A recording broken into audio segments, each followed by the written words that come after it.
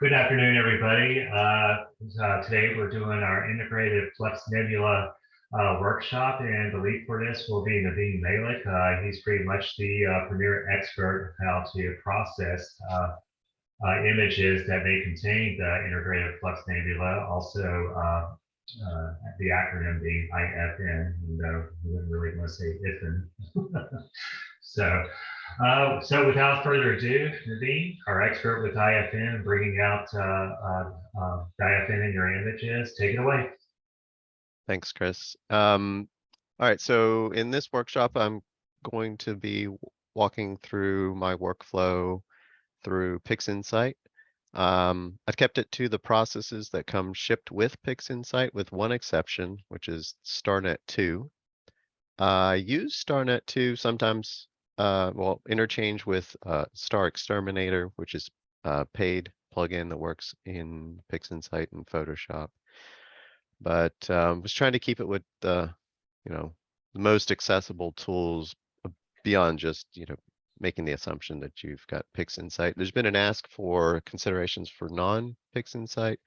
And I mentioned before we started the recording, there's two main areas. There's the star extraction, which comes in later steps. But the key thing that I had problems with trying to reproduce this workflow in Affinity Photo was the extraction of background.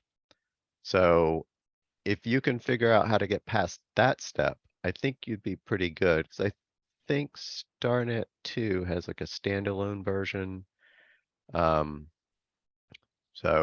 if nothing else, there's a reasonable set of options for star extraction.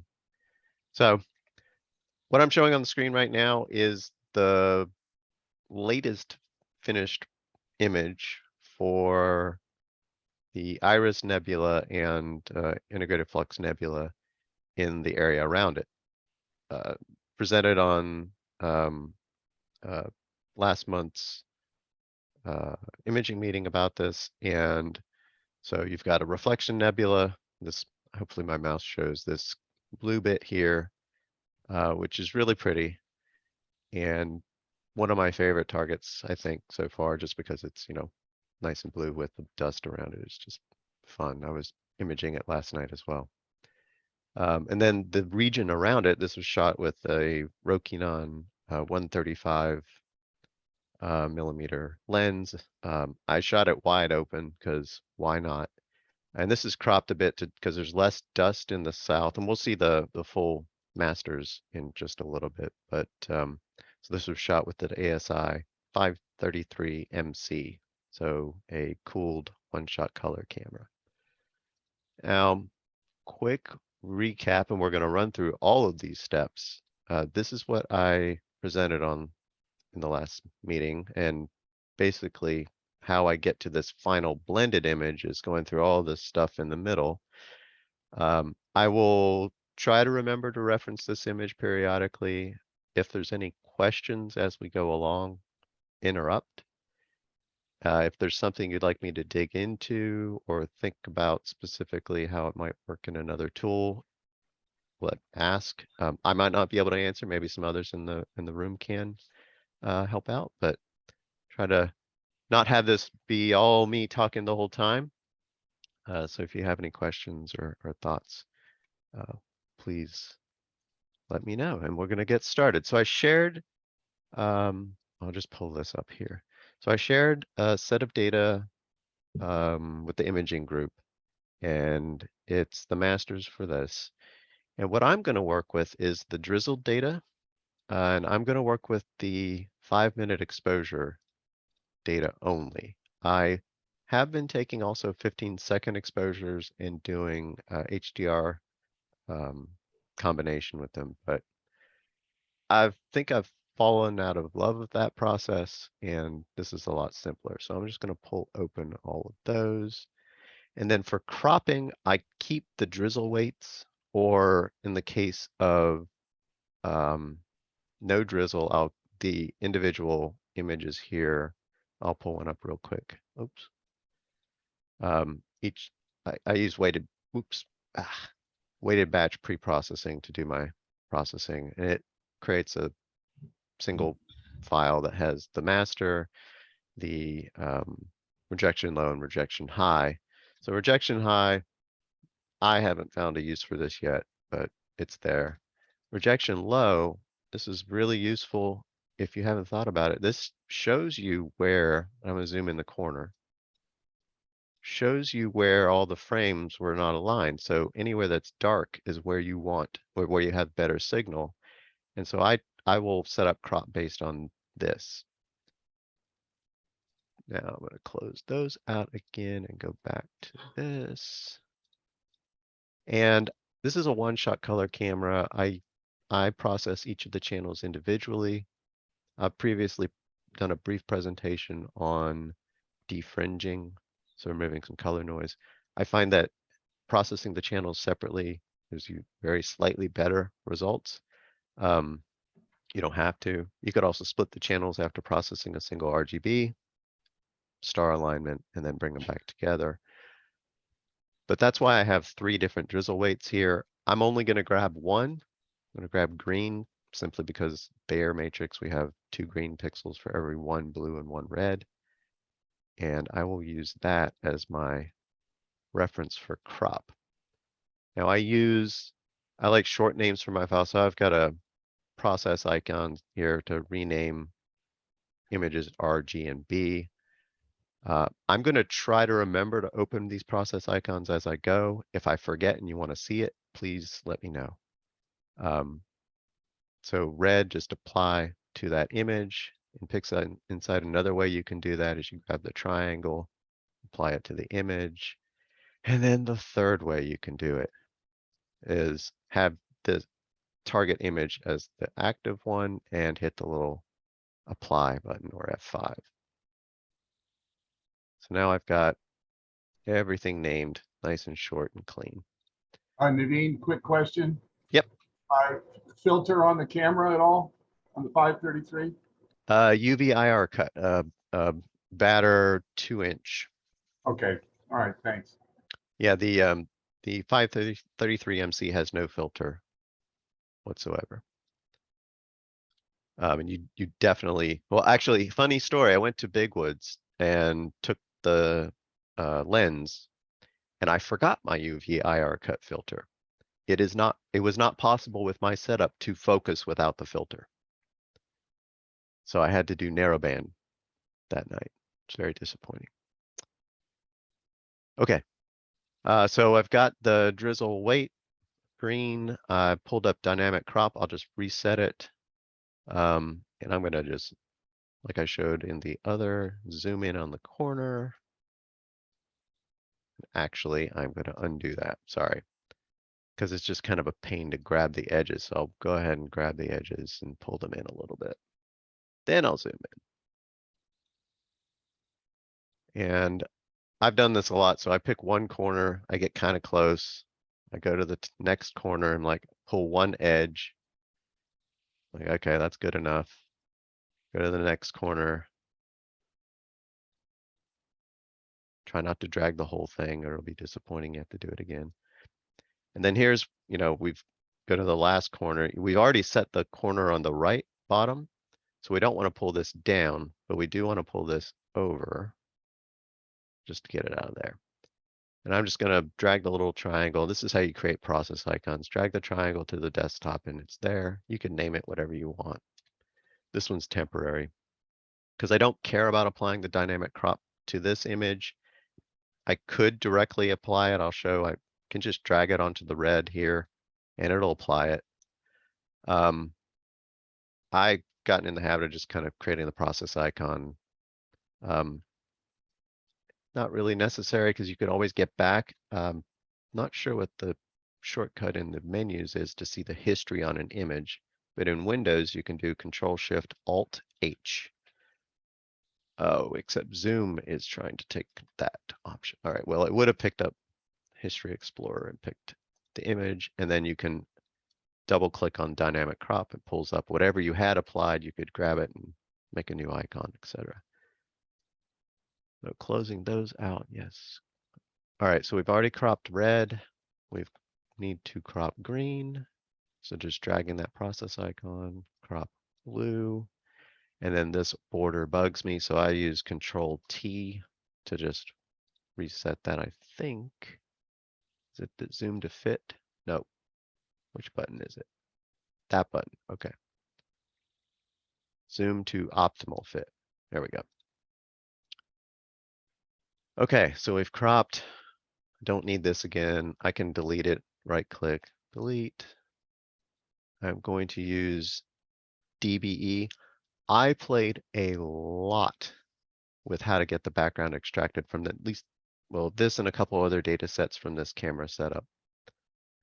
The best result I found for this, and what I've started doing more lately with other images, is DBE. I sometimes use, or I still like to use ABE, or automatic background extraction. DB is, of course, dynamic background extraction. ABE of function degree of 1 will remove a linear gradient. That's great for that, especially if you have like mostly nebulosity in your image. But for whatever reason, I like what DBE does here. I'll reset this.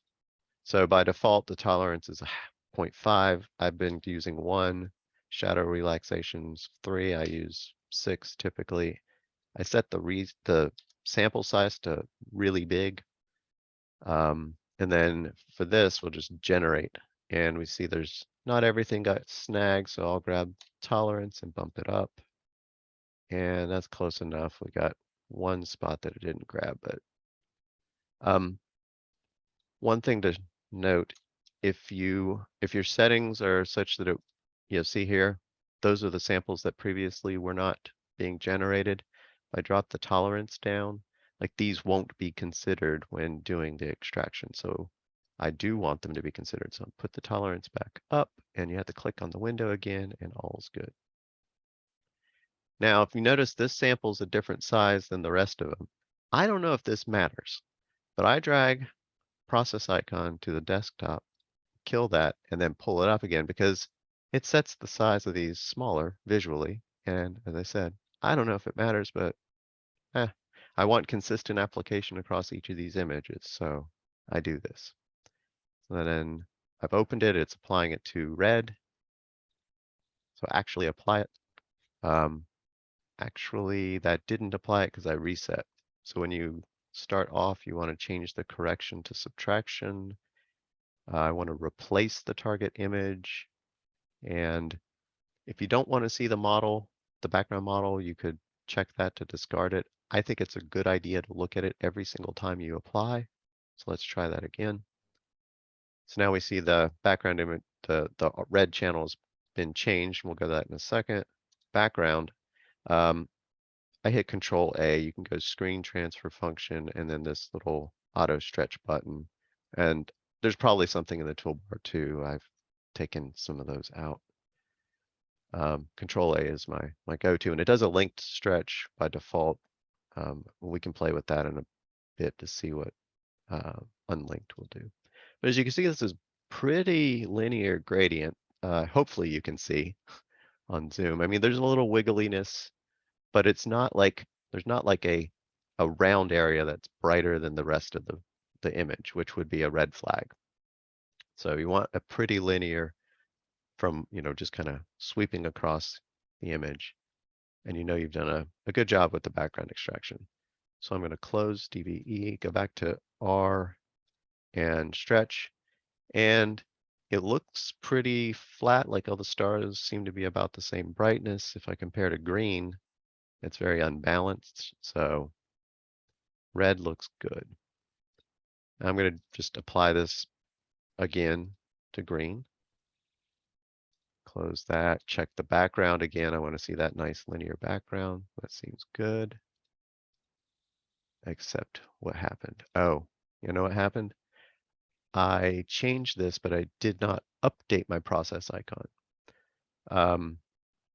And actually, let me do this. I'm going to go to the red images history and grab I've double-clicked on DBE in red's history, and I'm going to take that, grab the triangle, and drop it onto the already existing process icon and it will replace it. It was like a crash course on PixInsight while we're going, huh? Okay, so now I should actually do this. I see subtraction, replace target image. Look at the background, nice gradient, good. Close, rinse and repeat. Well, Control A to auto stretch, looks great. Apply. Close. I hit the little X to close. Otherwise, if you try to close it, it has a pop-up. So saves a little mouse movement. Good gradient on blue. Okay. Now I'm gonna skip linear fit just to show the linked screen transfer function, I think. So I didn't show you what. So I have a pixel math here for channel combination. There's also channel combination here where you can pick the images and it does the same thing. The only difference is the channel combination. I can't name the resulting new image. So what I do is R, G, and B in each of the R, G, and B channels. I have it create a new image and then I name it RGB. So I always have an RGB image. And you have to set the color space to RGB color. So that's what I did is I took this, I just applied it to one of those images, it doesn't matter, and it generated this. Now, why I want to do this, just quickly show, like there's a lot of blue in this because it's a linked stretch, but if I unlink it and do the auto stretch again, blue goes away. So that's why we're going to do the next step. I'm going to close RGB. We're going to use linear fit. I'm picking green as my reference because there's 2 green pixels for every 1 red and 1 blue on a one-shot color camera. And I'll just apply that to the blue channel, and hopefully these things don't take too long to process. Now's a good moment for a quick question or comment. Anybody has any? Hey, Naveen. Yeah. Hey, Jim. I was surprised that you didn't try to put your DBE markers around the nebulosity. I was expecting you to do that, but you just do sort of across the whole image and just try to get the even gradient that way. For this image, yes. As I said, I played a lot. And one of the things that I did was I took the individual channel images, I ran it through automatic background extraction with a function degree of 1, which gets you a much, like it's just a gradient from one spot on the frame to the other, one side to the other.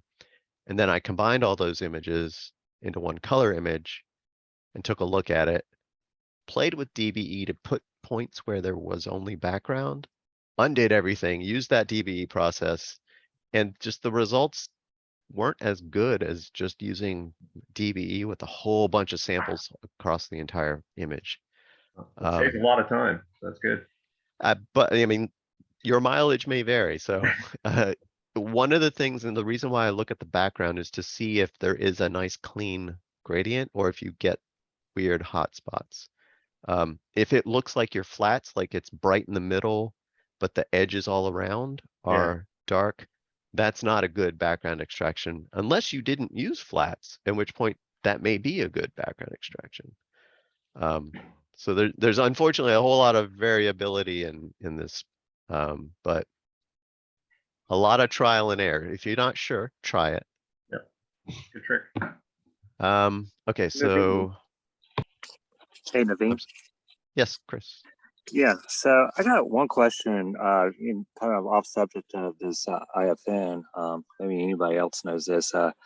Is it possible to use DVE for, because I've never played with it in this regard, DVE to remove or on an image where you don't have flats applied?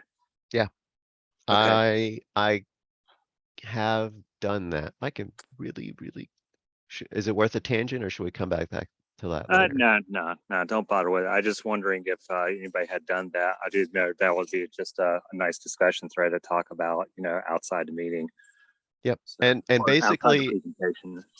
it's basically like what Jim was asking about, depending on your target, but instead of putting the samples across the entire image, I would try and not put it on nebulosity. The challenge, of course, is if it's like all nebula, then what are you going to do? Yeah, But, exactly. Yeah. I guess in that case, just briefly, I would look at using automatic background extraction and use a function degree of 2. Okay. All right. Very good. Okay, so red, I have not done linear fit on. I was just looking at the history here, the red image, just to confirm we did the background extraction. So green. Yeah, it's interesting. You know, both DBE and ABE are great tools, but they also can really mess you up if you do stuff wrong. All right, so auto stretching both of these just because that drives me crazy. Otherwise, now I'm going to combine the colors. I just applied that pixel math that I showed earlier. Got that RGB image. I'm going to do a linked stretch this time. And now it doesn't look crazy blue. But I know that this isn't quite as good as it could get, so I'm going to fire up photometric color calibration. And I will reset it and hope that I remember everything that I do. I don't actually. Wow. Oh, ignore existing meta. Okay. The challenge with drizzled data is you don't get the metadata from your original image anymore. So what I'm going to do is go to the undrizzled data, grab one of the images, doesn't matter what, pull it in, close the rejections, and then here's that master, undrizzled. I select it, I go into PCC, acquire from image, so it pulls in all the metadata, and now I can close that. But because we drizzled, the pixel size is wrong now. I did a 2x drizzle, so my pixel size needs to be 1.88. I also, because I'm using this button and pulling in metadata, I ignore existing metadata. I've had that cause problems in the past. And then make sure you have background neutralization turned on. There's a region of interest option, which allows you to pick a specific patch of the sky for doing background neutralization. I've gotten lazy and don't use that anymore. There's also the separate background neutralization process you could use after you use PCC, even if you do this general neutralization. It does a pretty good job, and I've just kind of stopped doing a preview version of it. So we'll apply this. This one takes a while. So actually, while that's crunching, let me pop here. We've got a color image, we've done background extraction, but we haven't gotten very far yet. So we got a ways to go, but I want to just quickly look on Astrobin to Chris's question about flats. So I know that'll take about a minute. This image. This was a single 5-minute sub with Newtonian that I'm using now. It's a 150 PDS F5. And I had no calibration frames at all. And I used DBE, and basically the samples were everywhere except for on Dumbbell Nebula in the middle, and it flattened it out really nicely. I think one of the drawbacks of doing that would be that you're going to miss out any slight variations like dust that might be in the surrounding area. But with a single 5-minute sub, I wasn't really keen on going after that. So I think it did a great job.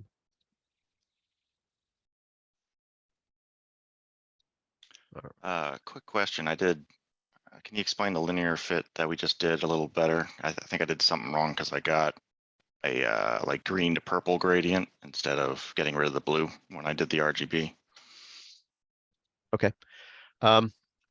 So when you're doing a linear fit, it's, you're fitting one linear image to another linear image. And what I think is happening, it's matching background noise somewhat. So I'm not 100% sure what it does, but I think that like the peak of the histogram tries to line those up and it might mess with the midtone slightly to line those up too. I'm not 100% sure. But when you did it, what did you have as the reference image? I had it as green. Was it supposed to be onto red or blue or all of them or what? Oh, so okay, I didn't mention that. So when you're doing the fit, you want to only apply it on the images that are not the reference image. So with green as the reference, apply to red and blue only. I don't know what happened if you linear fit an image to itself. I would expect nothing, but Yeah, it wouldn't let me do that. okay. I've had this happen lately where it doesn't show the graphs, but PCC usually has a couple of graphs here where it's showing color distributions and what it corrected, but not today, apparently. All right, so that's done. Now we need to create our, let's see, we need to create the luminance, the L. Let's see if full screen works again. There we go. And what I do is I do RGB working space. I set everything to 1, apply that to the image. So that means that red, green, and blue are weighted identically for doing something like extracting luminance, which there is a button up here. If you want to click it, it will extract luminance. I've got a process icon for it. It's channel extraction in the LAB space lab, and I just grab L out of it. So apply that to the color image. And now we have luminance. Now, again, I like short names, so L. Okay, my normal process here, I would do denoise while linear. There's easy processing suite, which has a really nice easy denoise. I have been using noise exterminator. There's an option to do it while linear. If you do want to use noise exterminator, let me just, where is it? It's alphabetical, but I don't. All right. By default, noise exterminator is denoise of 9.9 and detail, so sharpening of 0.15. I don't like that. So this is what I typically use if you have it. I go, 50% denoise and no sharpening. And then if you're doing it linear, you click that. But we're not doing that today. Before noise exterminator, I was using ACDNR, which I only know how to use it non-linear. And since we need to stretch this anyway, I'm going to do that first. And for linear or for luminance, I just use histogram transformation. Let's see, remove the auto stretch. Is there a reset here on that guy? Nope, that didn't do it. Oh, well, Control F12 resets the auto stretch. All right, so histogram transformation, I'm just going to start sliding it over. I do it in a couple steps, so I don't want to get too crazy. Apply once, reset, and then my goal typically is this. And sometimes I have to move the black point to get that, but I look for the curve to hit like slightly past 1/8 on the left side and slightly before the 1/4, and then the peak about the middle. So about 3/8. There's no science behind this. This is just what I've been doing and it's been working. My rationale is that once you have your color image and have done combination with this, you're going to be playing around with luminance probably anyway, so I don't want to stretch it too much. So apply that, and we have our stretched luminance. Now we want to denoise this guy. All right, so I'm going to clone it. I'm again going to, okay, so this I found somewhere on the interwebs. I don't remember where. But basically, you stretch the luminance so the peak is at about 50%, And I want to say it also had the shadows going up a little and highlights down, but apparently I don't use that anymore. So that's, we're not gonna invent something new. I'm gonna just apply this to this clone. Actually should call this ACDNR mask. And to do that, I took the tab, double clicked on it. There's probably a bunch of other ways to do it. But that's for ad hoc renaming of a tab. It works for previews as well. And then I want to, because I'm making a mask, I don't want like any harsh edges. So I'm going to convolve. Let me show what that looks like. So convolution, reset, standard deviation of 10. That's my standard go-to for masks. And it just blurs it a lot. Then I take that, and there's two ways you can apply a mask. Drag to the gray, not onto the image name, but to the side. That'll apply a mask. And I've changed my settings so that it's blue. I didn't like the red. Too many nebula are red. Another way you can do this, and just close that. You can go here to select mask or mask, select mask, pick the mask. You can invert it or not. Like for this one, we actually want it inverted, so I'm going to invert it. And now we have the inverted mask, and I will, ACDNR. I can't remember if I change any settings on this guy. Apparently I did. Okay, so I set lightness mask on lightness, and then standard deviation to 2. Anything else change? Sorry, I didn't think to check this beforehand. Some of these things I just have been doing for so long. All right, and then on chrominance, it's just checking the lightness mask. All right. All right, and then apply that to the luminance, L. We're just trying to smooth out the background a little bit. Nothing crazy. It's not going to be like super smooth. It's just a little bit. And I'm going to just zoom in, turn off the mask, which is show hide masks, or Control K, and then Control Z to undo and redo with Control Y. And I don't know if you can see it on Zoom, but it's just slightly cleaner. It's not crazy. And that's good. All right, Control T, fit again. We don't need this mask anymore. I don't delete stuff. I use shade, so we'll just put it in the background like that. Actually, let's clean up the individual color channels. We don't need those anymore. All right, let me look at my cheat sheet. Where are we?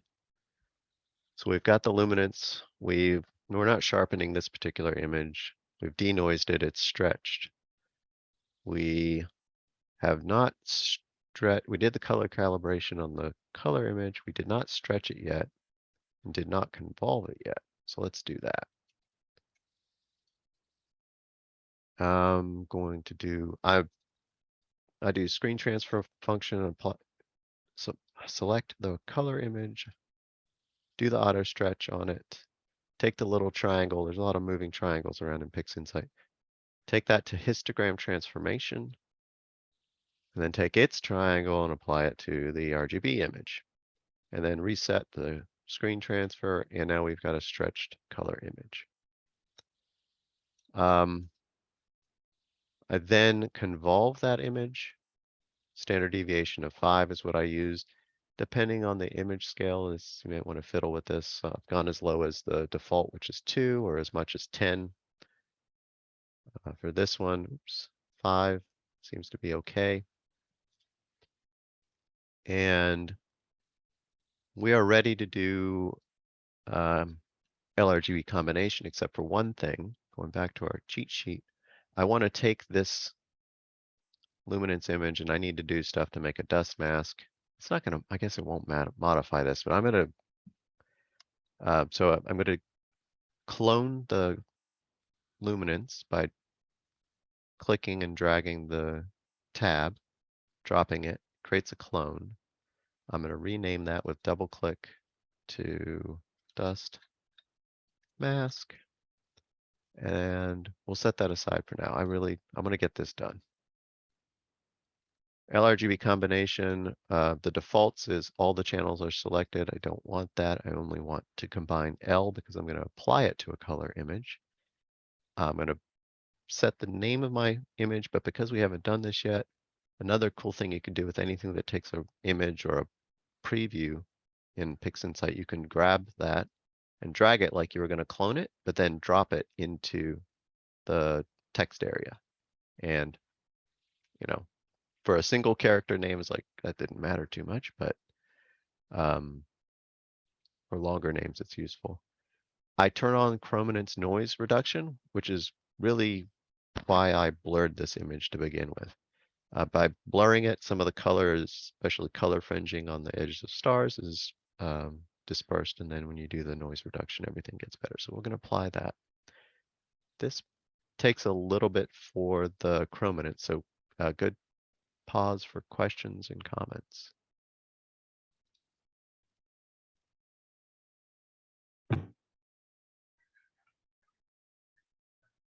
Hey, Naveen, do you ever do the trick where you boost the saturation during this step?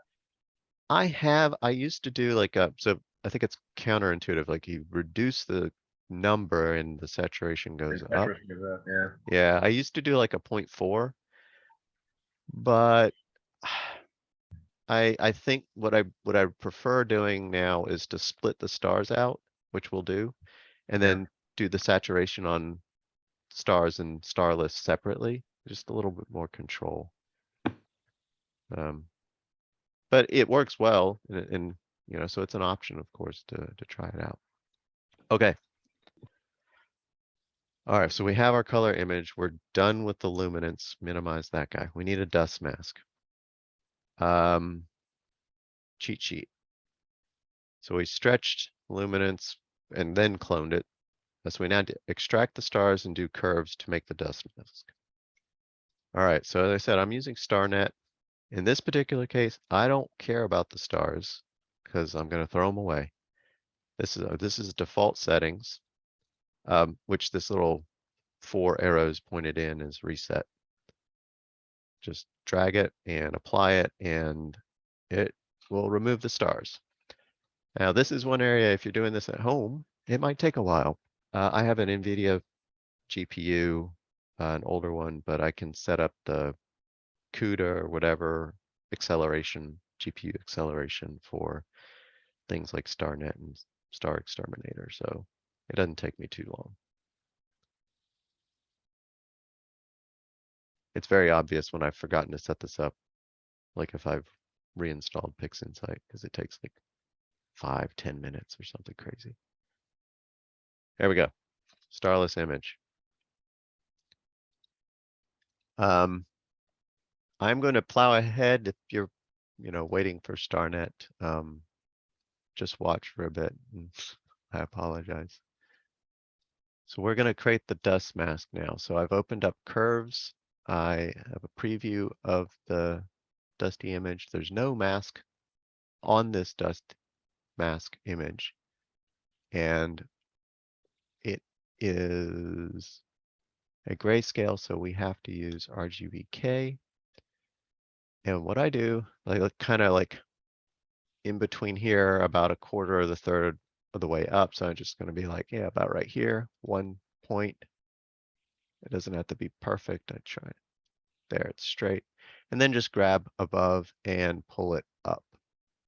Now, what I don't want to have the top flat or the bottom flat in any of these. So you can do this in multiple stages. And then I'll apply that. You can see the curve changes. So I'm going to reset, pick a new point. And this is more art than science. So there's no right or wrong, just what looks good at the end. It's a mask. So, and now I'm looking at the image itself and think, because we're making a mask, I want it to be reasonably bright on the dusty bits. This looks probably okay. Actually, I'm gonna go a little more. Don't usually, but kind of. I don't want background getting too bright, so maybe I picked a bad spot for that. I'm gonna reset.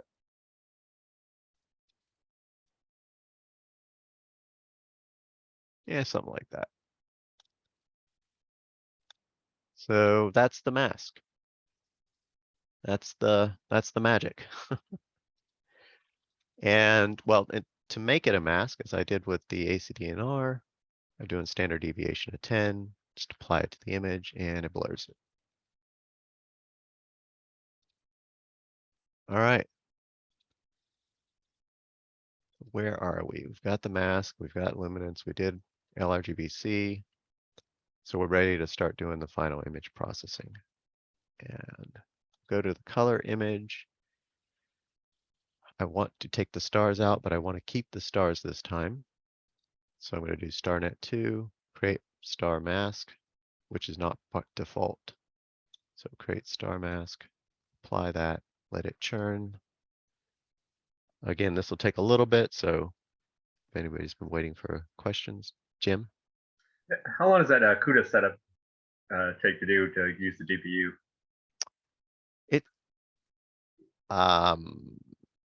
It took a lot of time to find it. I think that's where most of my time was spent. But once you've set it up once, if you haven't reset like the Windows machine you only have to set up what like the TensorFlow DLL in PixInsight if you reinstall PixInsight, so it's pretty fast. If you want to shoot an email in the imaging list, I can reply with like instructions of where to all the instructions for it, and if I don't know if it's still there. If it's not, I've got all the files cached, so I can share that too. All right, thanks. Yep. It makes a huge difference. Okay. Okay, we have the star mask, which is interesting. You can actually use this to then make a mask, give you morphological transformation to make the stars a little bigger. You know, you can make a mask out of this. It is a color image though. You can see there's some green, which I don't like. So I'm gonna SCNR green at 1.0. I nuke the green in my stars.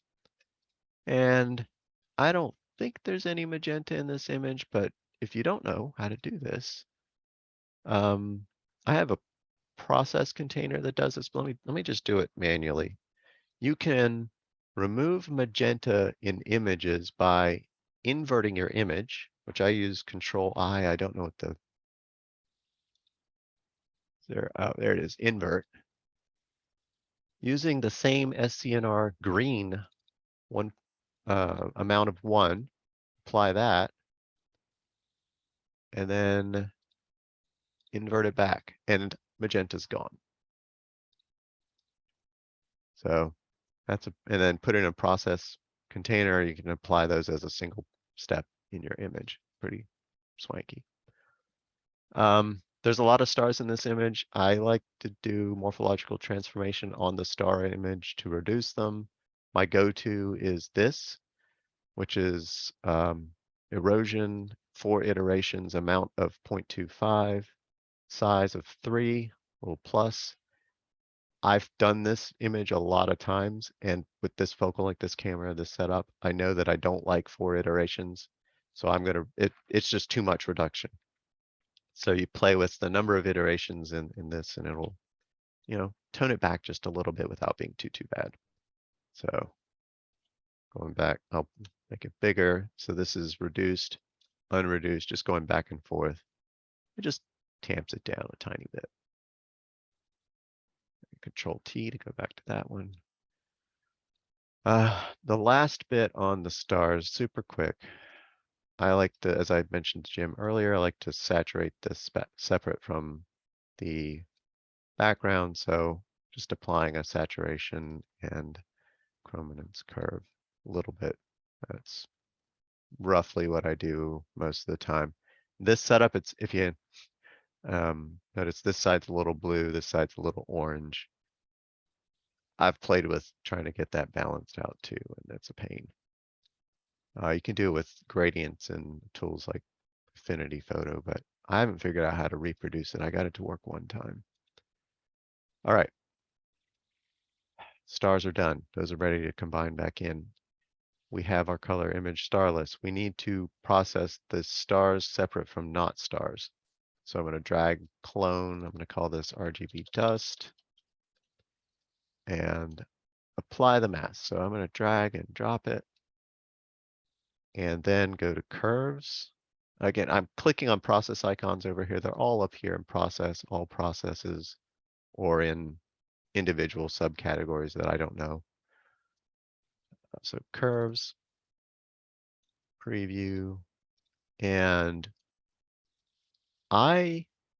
you can either use color or you could use luminance. I personally like luminance. I think it shows less color modeling, like just splotchiness in the end image. So I use L. And with that mask applied, just, stretch to taste. You can undo the mask, or actually go here. You can click this to see before, after. If you want, you could take the mask off, see what it does, like all the background comes up, which is not what we want. So keep the mask on.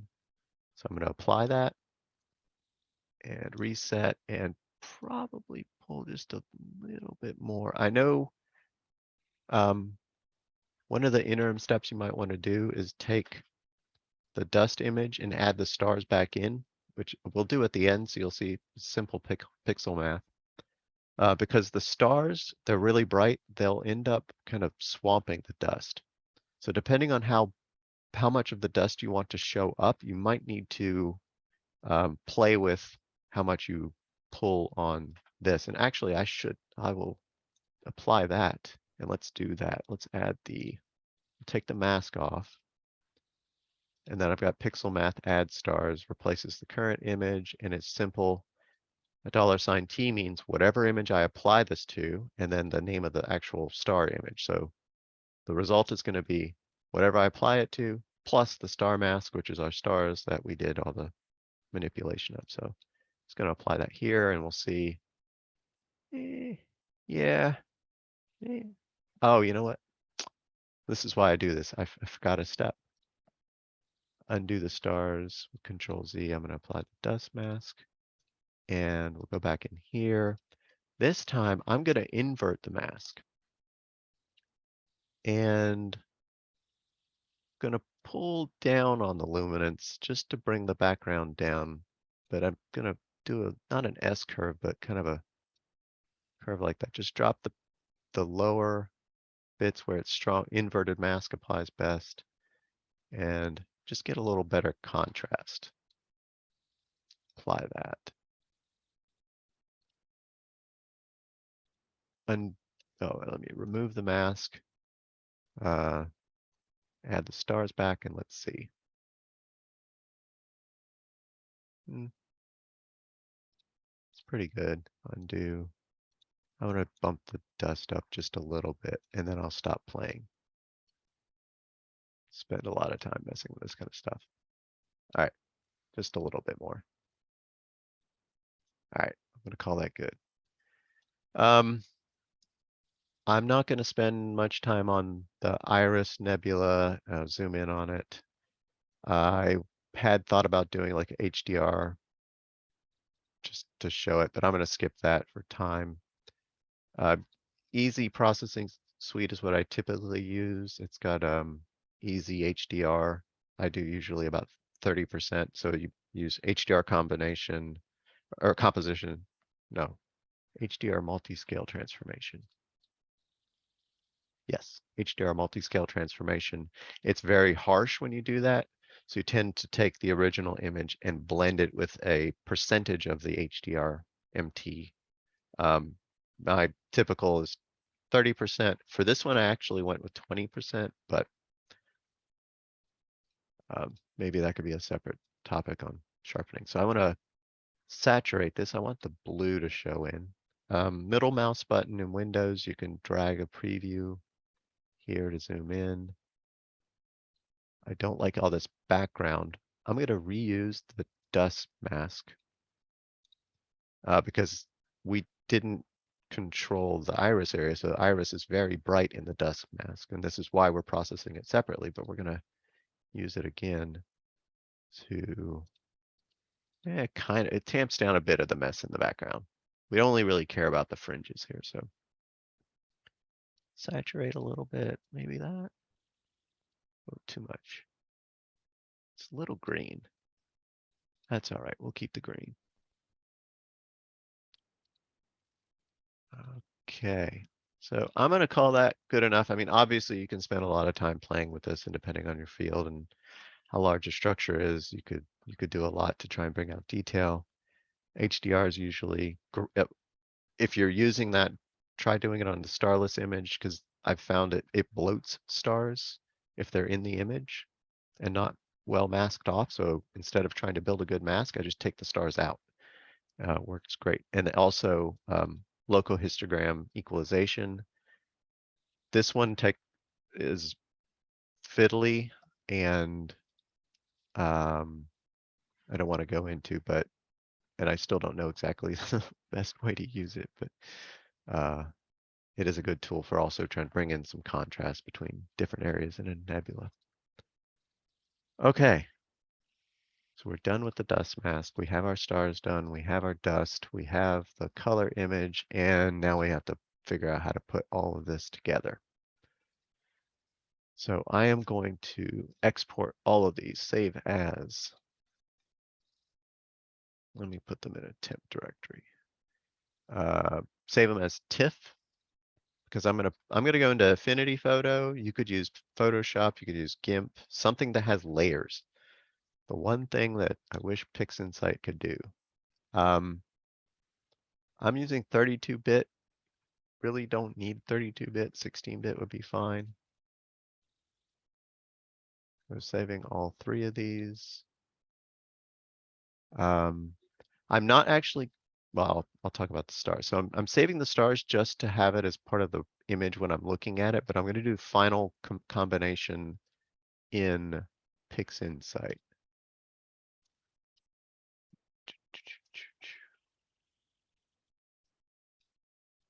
Oh, I've got a lot of, all right, so I'm pulling, this is Affinity Photo, grabbing all three. I'm not showing it, but I grabbed the three images in Explorer and just drag them on here. If you already have an image open, you'll want to drag it up to the bars up here, or it won't do anything. It's kind of weird. All right, so each image dust, just rename the layers because I'm going to copy them around, and then call this one Iris, I-R-I-S.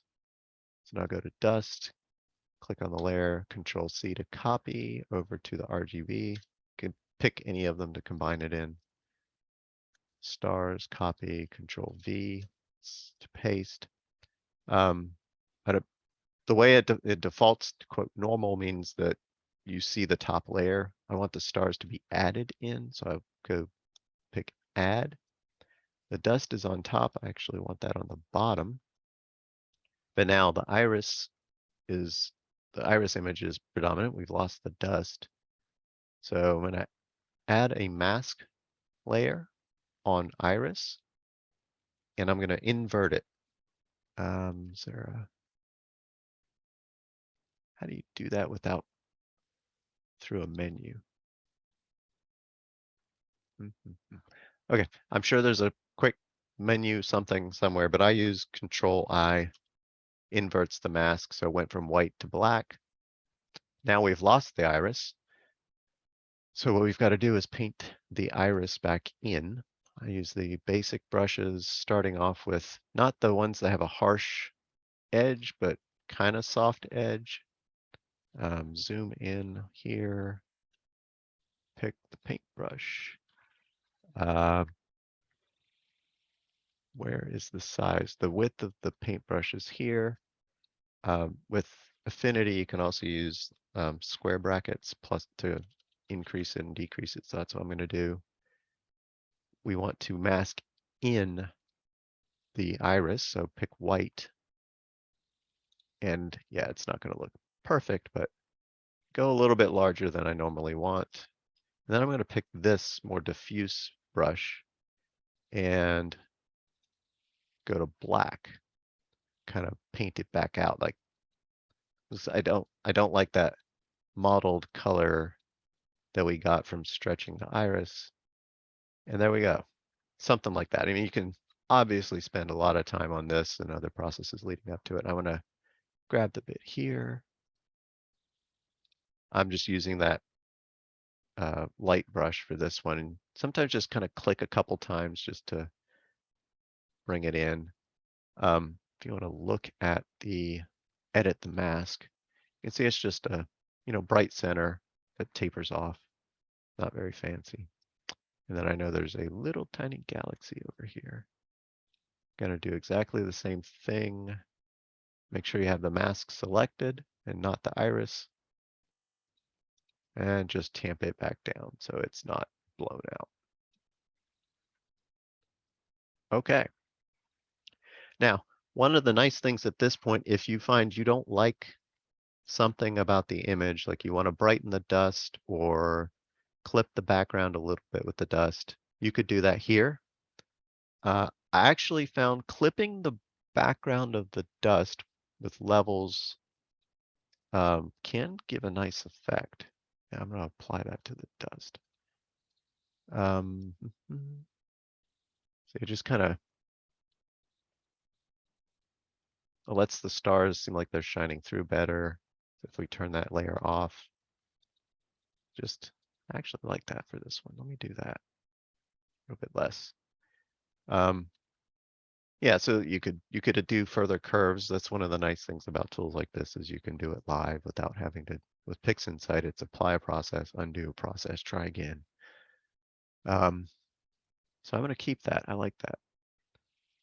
And then we're going to export this back into PixInsight, but I don't want the stars. So I'm going to undo the star layer, file, export, tiff, export, and pick that same temp directory. I'm just going to name it RGB AP for Affinity Photo. Give it a while to save. Pull up our cheat sheet. So where are we? We've got the dust, we've applied curves.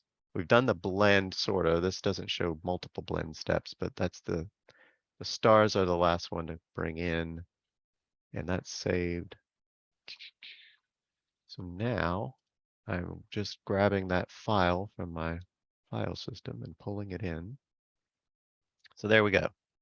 That's really green. That's driving me crazy. I'm just gonna do half green SCNR. See what that looks like. I like that better. Okay, we'll go with that. I usually have like a adjust background step, but we kind of did that. Like that's for my non-dust processing flow. I'll skip that here. We did that with curves with the inverted dust mask and pulling down the background. So now add the stars. We played with this before. It's just $T plus star mask. Add the stars in, and we're almost there. We zoom in, it's kind of meh. So we want to do extract illuminance to do some denoise. We're going to use that same ACDNR process that we used above, exactly the same, and create the mask in exactly the same way. So we want that to be in the middle, apply it, convolve it, because it's a mask, take the mask, apply it to the image, invert it, and I'm going to hide it just because. And then I said exactly the same process for ACDNR. Before Noise Exterminator, this was my last step for after combining stars and background.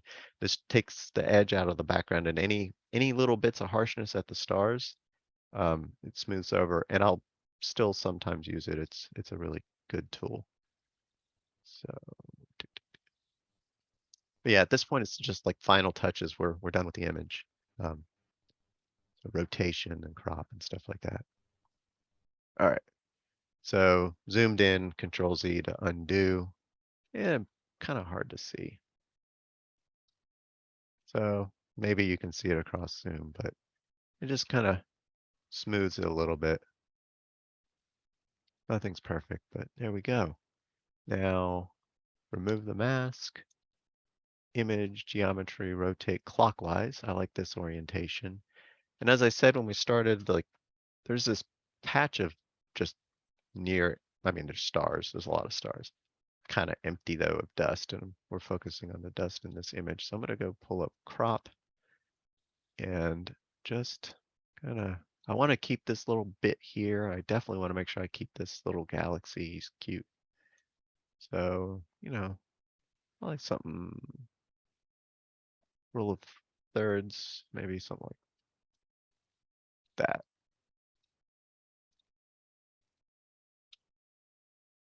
Done.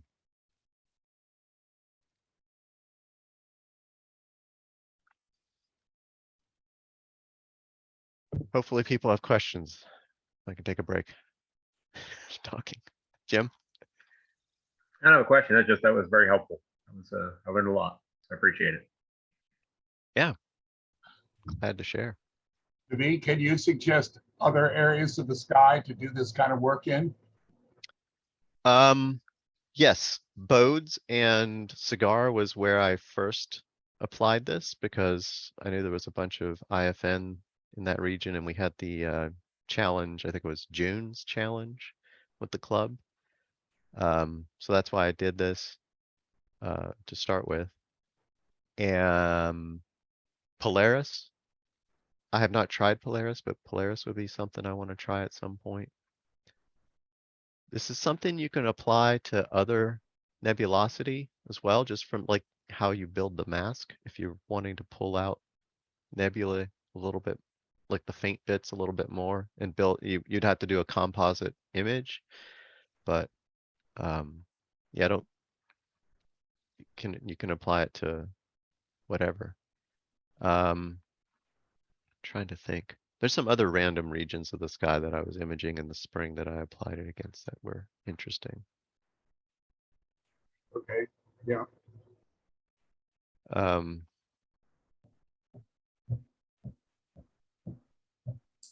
had a question about when you're working with curves. What is your? I mean, what is the goal that we shoot for? I mean, is there? I know you can keep playing with the curves and visually look at things, but is there anything that you can look at the histogram to kind of shoot towards to get your ideal? Yeah. Oh, so need to track some image. Why is this? It's not tracking this image. Weird. Okay. Let me pick something else that actually. This is odd. It's not tracking the image. There we go. Okay. Well, as I mentioned when building the dust mask, actually, let me pull that up. One of the things that I wanted to make sure was that when I'm moving the curve, that I don't end up with like a really flat spot in it, because then if you click on the image and hold down, you can see what the change is going to be for each of the channels. So what I'm looking at now, red goes from 0.916 to 1. So it's fully saturated in that point. And that's because it's very bright area and you flatten the curve at the top. So everything from here over is going to be saturated completely.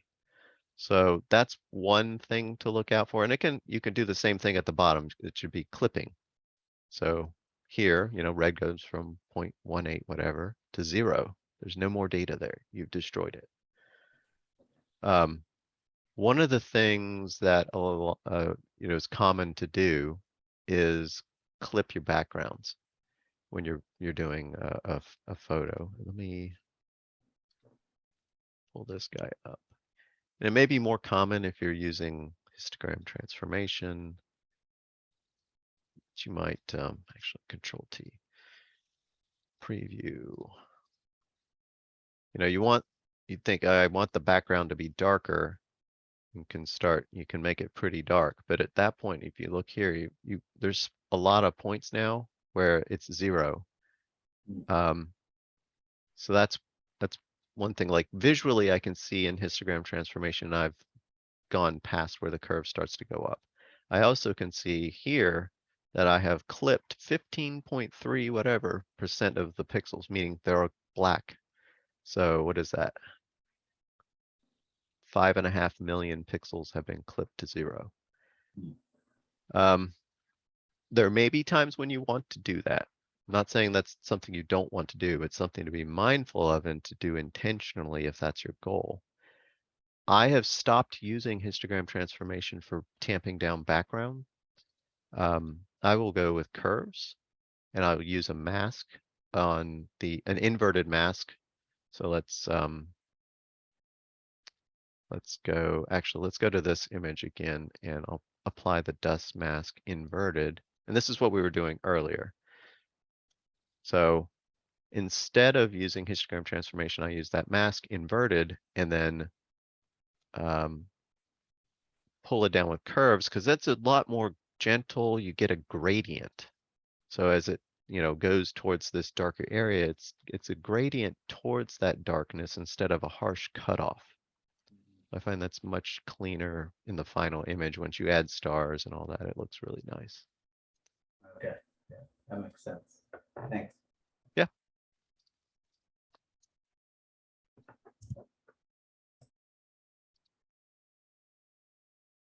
Anybody else? Any steps that you want me to go into any more depth in, or some of the processes, or anything? On other nebulas, they're more colorful than this one, right? So does that still apply? I mean, because the colors also can start changing on you as you play with those curves and stuff. Yeah, that's a good question.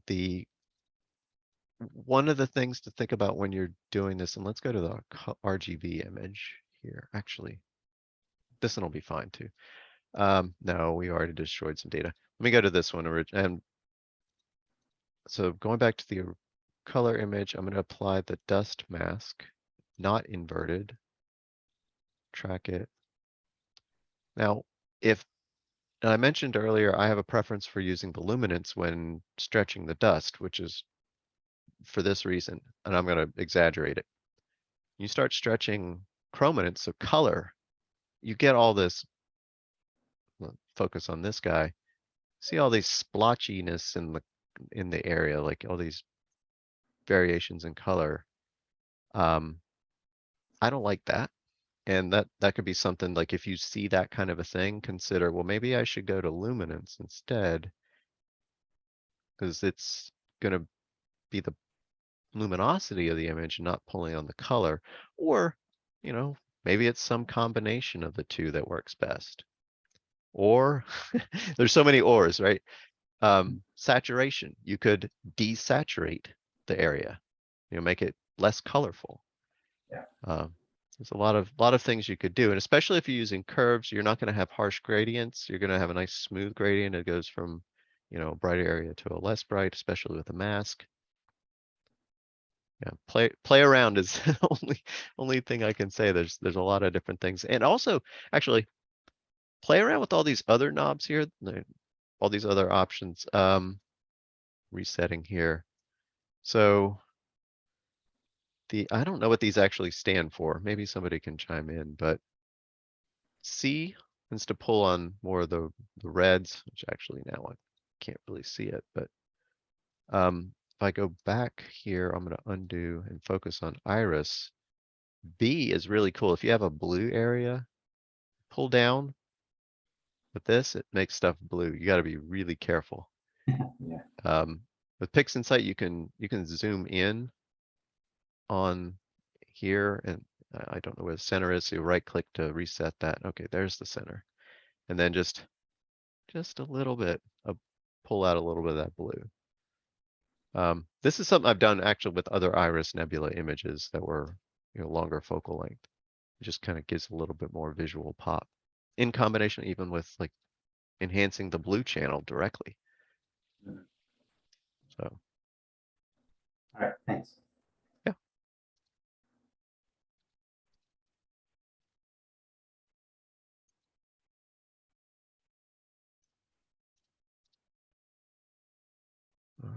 anything else?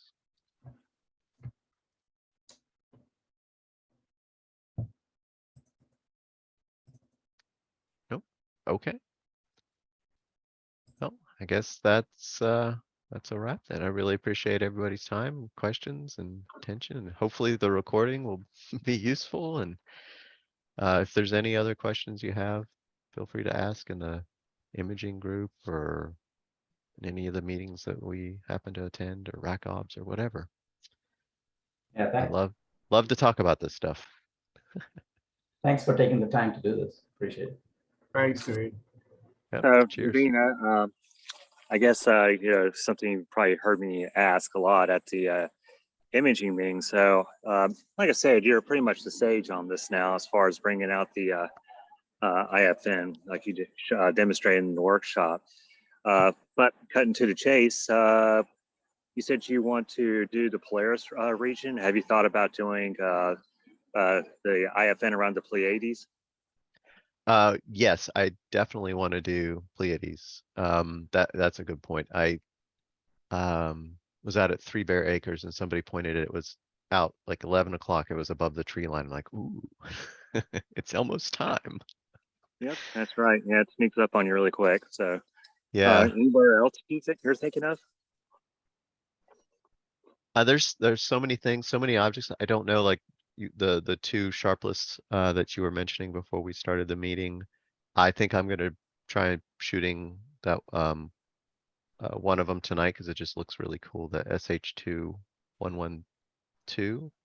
Yeah, 112 is like a tinier version of the Pac-Man. At least that's what it looks like to me. Yeah, well, and also kind of maybe also like the Wizard Nebula, like some of the like a Yeah, that's denser true. structure on one side. So Yeah. yeah, I don't know. There's a lot of targets out there that, and I haven't even heard of hardly any of them really. So if you have any more suggestions, Chris, or anybody, I'm always Well, keen. here's something that everybody can like look into. Of course, all your just like any other images that you see on the internet from the astrophotographers, all they do is give the stats of how it was taken and what processing was involved.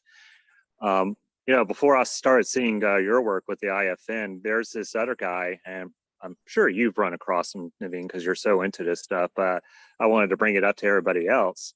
I hope the website's still there. I haven't looked at it. I'm outside right now. I'm trying to do this on my phone, so I can't really share a link to it. There was this fellow, I want to say he was from Spain. His website was called Deep Sky Colors.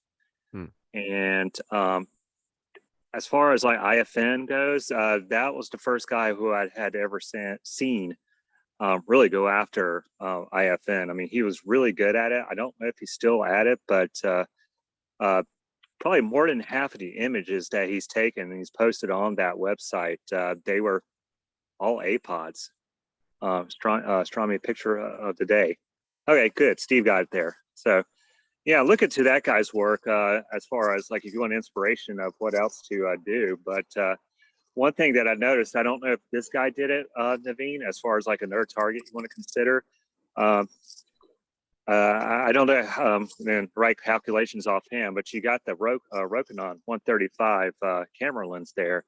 You can probably try to see if you can do a complete image of the constellation Auriga, which I know contains quite a bit of that stuff, IFN, and also it's got an extensive area of H alpha as well. Yeah, that's Anyway, the just Pleiades. mentioning that. The space between the Pleiades and the California looks pretty interesting too. Yes. Yeah, I've seen some images, as you mentioned, that were framed both of those in just a whole region. Is very interesting. This guy, yeah, the Deep Sky Colors guy, yeah, he is really prolific about imaging to the point that one of the nicest refractors that you can get by Takahashi called the FSQ 106.